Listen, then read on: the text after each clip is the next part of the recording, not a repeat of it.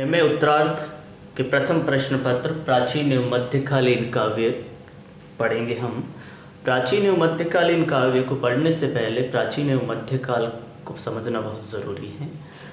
MA पूर्वार्ध में हम हिंदी साहित्य का इतिहास पढ़ चुके हैं और उसमें हमने हिंदी साहित्य का जो काल विभाजन है उसमें ये जान रखा है कि हिंदी साहित्य के जो प्रमुख काल है आदिकाल, भक्तिकाल और रीतिकाल, जो प्राचीन और मध्यकालीन काव्य के अंतर्गत आते हैं।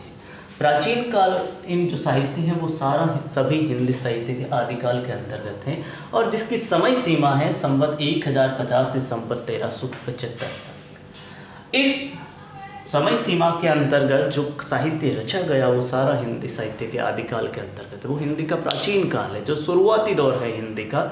उसके बाद हम देखते हैं कि जो हिंदी का मध्यकाल है, उस मध्यकाल की जो रचनाएं हैं वो सभी भक्तिकाल और रीतिकाल के अंतर्गत आती हैं। संवत 1375 से लेकर संवत 1900 तक के कालखंड के बीच में जो रचनाएं रची गई वो मध्यकालीन काव्य कहलाता है। हम इस आदिकाल की चर्चा करते हुए ये स्पष्ट करना चाहेंगे कि इस आदिकाल का साहित्य जो प्रारंभिक दौर था हिंदी साहित्य के काव्य का, वो किस रूप में कैसा था। आदिकाल के जो प्रमुख कवि हैं जिनकी चर्चा हम पहले कर चुके हैं, लेकिन अब फिर से हम इस बात को जानना चाहेंगे आदिकाल का काव्य किस किस रूप में आता है।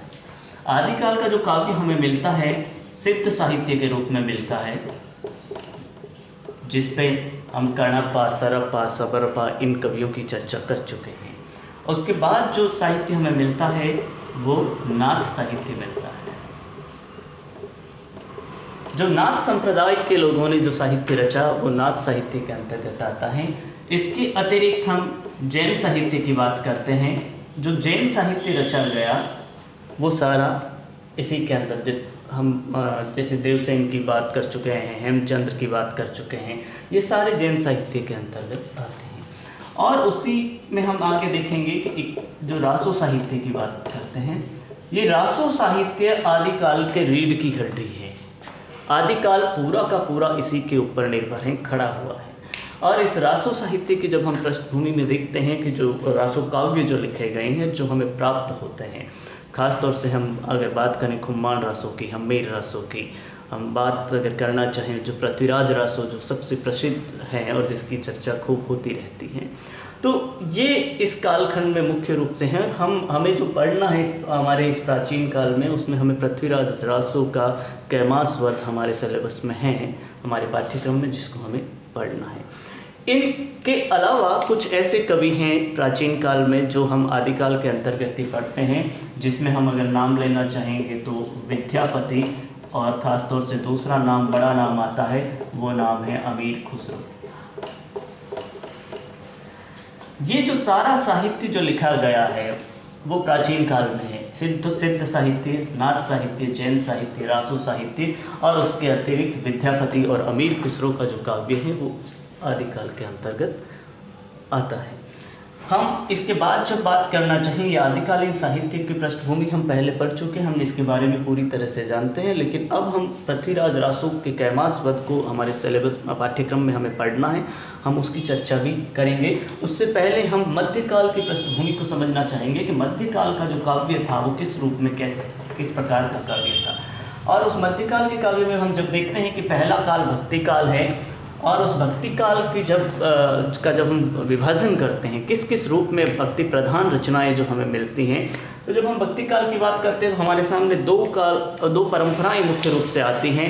एक परंपरा निर्गुण काव्य परंपरा की है और दूसरी परंपरा सगुण काव्य परंपरा की है। निर्गुण काव्य परंपरा में जब हम बात करते हैं तो उसमें मुख्य रूप से दो धाराएँ हैं। एक धारा संत काव्य परंपरा है जिसे ज्ञानाश्रयी शाखा कहते हैं, और दूसरी शाखा प्रेमाश्रयी हैं जिसे हम सूफी काव्य परंपरा भी कहते हैं। इसी प्रकार जब हम सगुण की बात करते हैं तो सगुण में मुख्य रूप से दो धाराएं हैं। पहली धारा राम काव्य परंपरा की है और दूसरी धारा कृष्ण भक्ति काव्य परंपरा की है। जिन भक्त कवियों ने राम को आश्रय मान करके रचनाएं की वो राम भक्ति काव्य परंपरा के कवि हैं, और जिन्होंने कृष्ण को अपना आश्रय मान करके भक्ति भावना से पूर्ण रचनाएं की वो कृष्ण भक्ति काव्य परंपरा के अंतर्गत आने वाली रचनाएं हैं।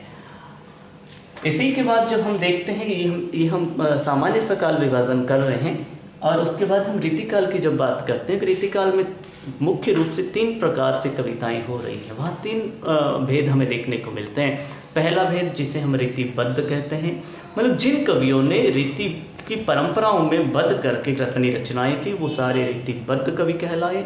और जिन कवियों ने रीति में बंधे नहीं और उससे मुक्त रहे पूर्ण रूप से, वो रीति मुक्त कवि कहलाए।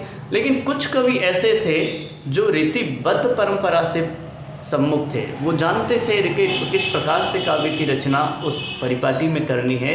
वो लक्षण ग्रंथों की जानकारी उन्हें थी, उन्हें अलंकार शास्त्र का, ध्वनि शास्त्र का, रस शास्त्र का सभी का ज्ञान था। लेकिन उन्होंने लक्षण ग्रंथ नहीं लिखे और अपनी रचनाएं की। वो रीति सिद्ध जिन्होंने रीति में सिद्धता हासिल कर रखी थी, वे रीति सिद्ध कवि कहलाते हैं। इन सभी कवियों की जो रचनाएं हैं, खास तौर से हम अगर नाम लेंगे तो इतनी विस्तृत सूची हो जाएगी, हम सब उसके बारे में जानते हैं। तो हम इन्हीं कवियों को प्राचीन एवं मध्यकालीन काव्य के अंतर्गत पढ़ेंगे।